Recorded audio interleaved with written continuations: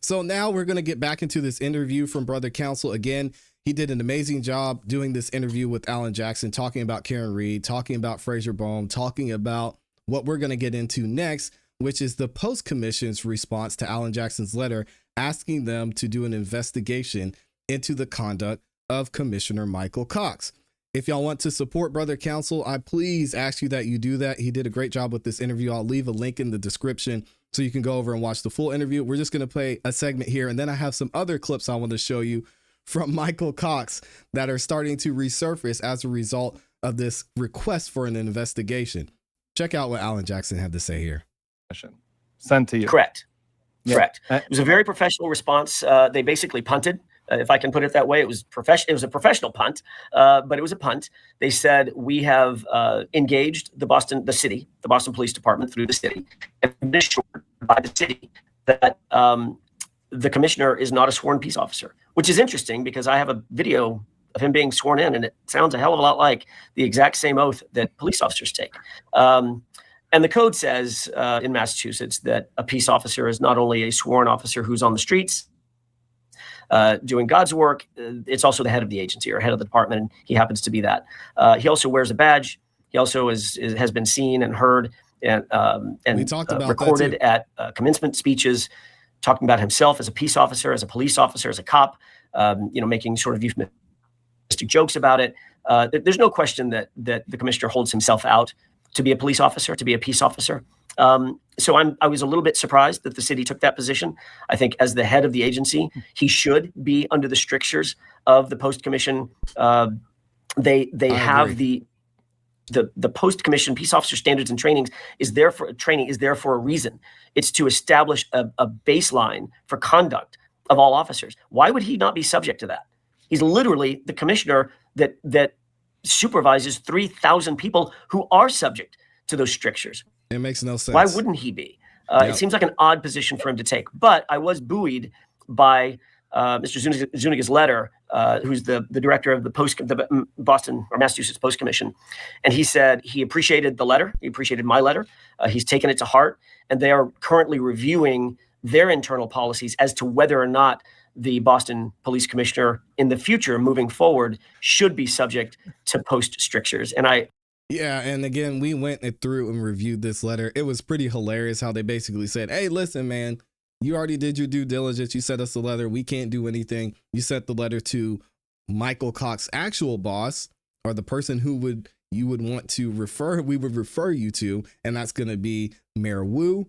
They said, so, hey, listen, we can't do anything here. We can't help you. We're sorry. Hopefully you get some help. But now that you mentioned it, it kind of makes sense that the commissioner should fall under the purview of the Post Commission. So maybe we'll look at updating that. It's pretty funny. I'm a little bit proud of that. If I could bring that to light and maybe change that policy, then good for us. But we're not done. He also said he would, under ordinary circumstances, forward my letter to Michelle Wu as a direct supervisor of the commission and the commissioner. But he wasn't doing that because I've already contacted her. So I already wrote it. Exactly.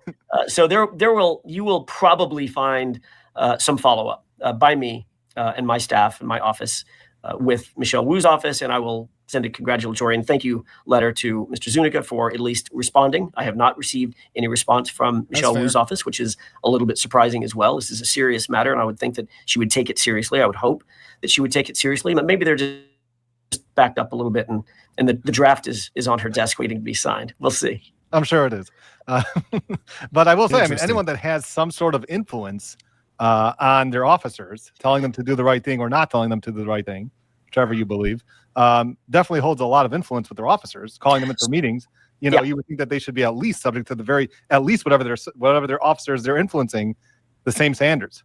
Well, the code says, that's exactly right, Martin. The code says that a peace officer is defined as someone who is engaged in police work. How could the commissioner say with a straight face, I'm calling my staff in, I'm calling my officers in, staff officers in, and others, and giving them advice, giving them supervisory advice on how to conduct themselves on the witness stand. By the way, professional police officers are professional witnesses. That is part of the job description.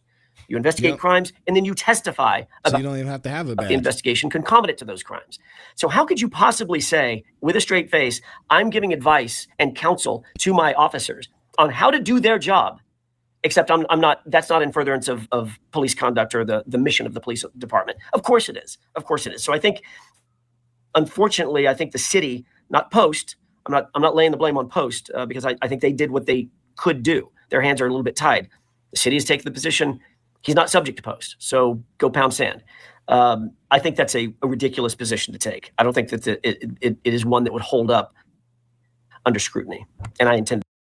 Yep, and Alan Jackson, he says he's not going to stop fighting this, and I think he is 1,000% right on this. Not that it matters what I think, but we've seen Commissioner Cox make statements, be involved heavily with the police. It's his job. He's one of them, and we're actually going to do a little bit of a rewind to when Commissioner Cox was sworn in, and I want you guys to tell me in the comments in the chat, does it sound like someone who's an official police officer?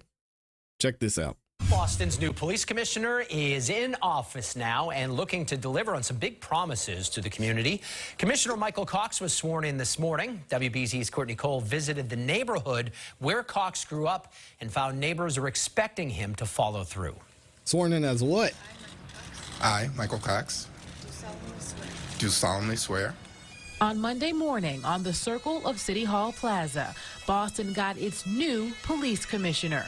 He is full of love for this community, and I'm proud that today a boy from Roxbury is going to serve as the commissioner for the Boston Police Department. How she gonna call a black man a boy? Mayor Wu, have some. Come on, Mayor Wu. Don't do that. Finest in the country. To come to a place where I grew up, where I was raised, where I was an officer, where I raised my family. This is an incredible opportunity. One that Commissioner Michael Cox knows comes with great responsibility. And I look forward to making sure I live up to that responsibility. When asked how his experience in 1995 is going to impact who he will be as a city's top cop, he said, Whoa. Did y'all hear that? As the city's top cop? Is that what the news reported? Is he a cop or not? What is this? What's this around his neck? What is happening here? What is going on with the Post Commission? Again, Alan Jackson doesn't have an issue with it. We talked about this in the last video. This makes absolutely no sense. This man has to be a cop. Let's keep it going. And I look forward to making sure I live up to that responsibility. When asked how his experience in 1995 is going to impact who he will be as a city's top cop, he said, you have to be cognizant of the worst part of this job, and I am, right? There's no sugarcoating around it. I know if things go unchecked, we can do bad things. And so because of that, we're going to intentionally make sure and remind people that these things can happen so that they don't happen.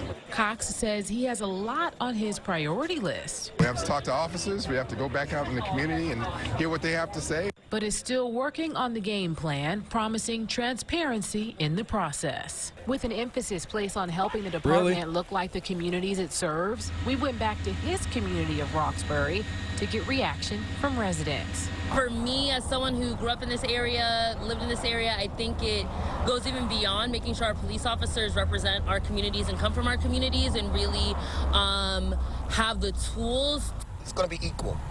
Man, how they find the two people in Boston to speak, the two black people in Boston to speak out about this. Y'all know it's like 4% black folks out in here. We're glad we got somebody that looks like us. Like 90% of Boston does not look like Commissioner Cox. I could be wrong. Have the tools. It's going to be equal. He'll break it down through the system. That's what he's going to bring. Commissioner Cox knows he has a pretty big job ahead of him, but he says he needs your help doing it.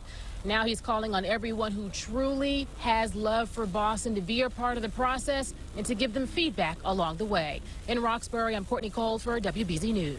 All right, so let's hear a part of his acceptance speech. And I want to see if he actually references himself as a cop, as he's standing there with, I guess, an honorary badge. Like, what are we doing? What are we doing here? The laws are so weird. I think it's funny that they found the two people, black people in Boston, to interview about this, by the way. First of all, thank you, Mayor Wu. I've been here a short period of time, and I've been so impressed with your leadership as mayor. I've been so impressed with your commitment to all the residents of Boston and making sure no city, no section of the city, no person is left behind in any of the success the city has. And your ability to include the whole city is exactly what we all should be doing. And so thank you for your leadership. And I look forward to working in the future to make sure that the police department reflects everything that you want the city to be. So there are many dignitaries here today, and I probably cannot name all of you all if I wanted to. But I'll start off by a few. Certainly the former commissioners that have been here. Thank you for all that you've done in the police department. In many ways, I've been influenced by your leadership in so many different ways, and it's helped me get to where I am today, and I appreciate your support. Turned it, certainly my path forward here, so thank you. I have many friends and family that are here, and I'll start off certainly with my wife Kimberly and my children. I thank you so much for supporting me and allowing me to make law enforcement my life's work, regardless of the circumstances that we might have gone through. And I truly appreciate it and love you all.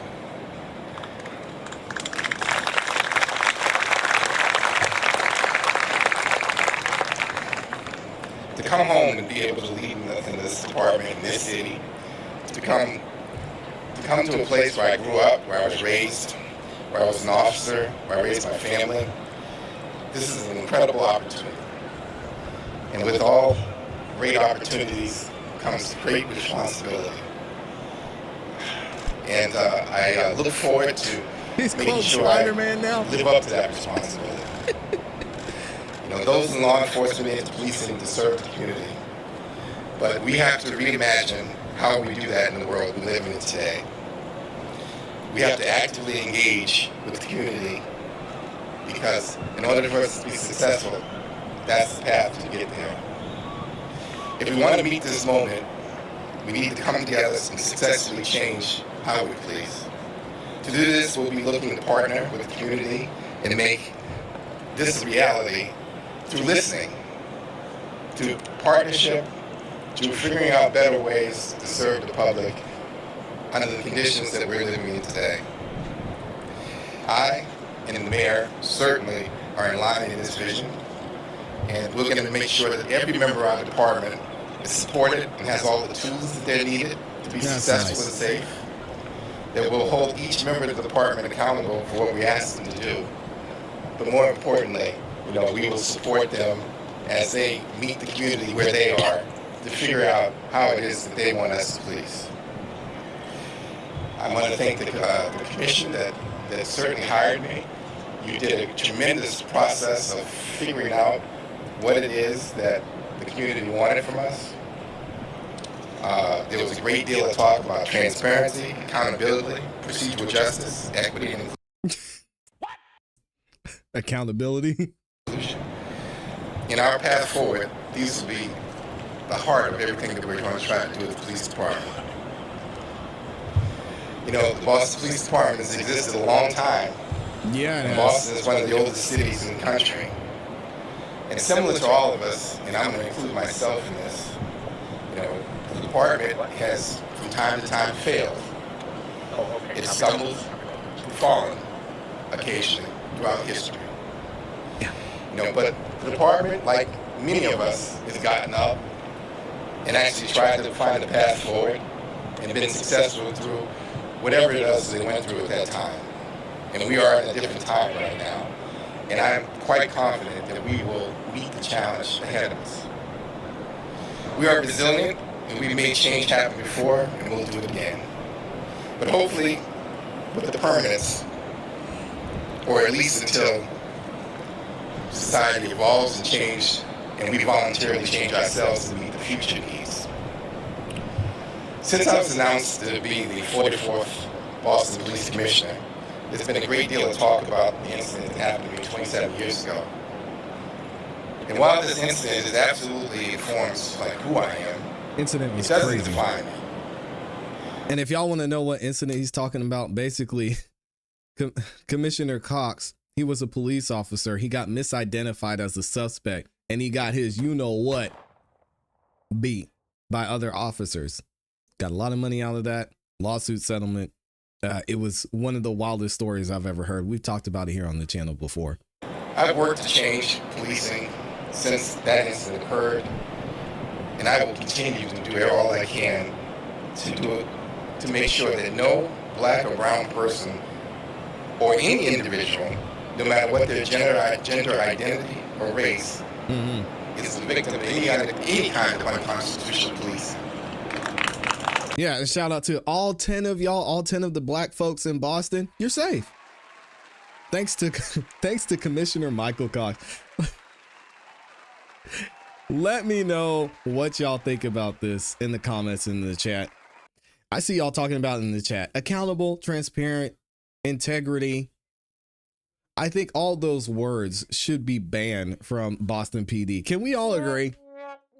Even MSP, can we just hold off on using those words until maybe we get an outsider that comes in and can start talking about accountability? Because we haven't seen it from y'all. This man can't even admit that he made an appointment with Kelly Dever a day after he found out from the FBI he was involved in the Karen Reed case. So please, let's just stop the madness. Let me know what y'all think.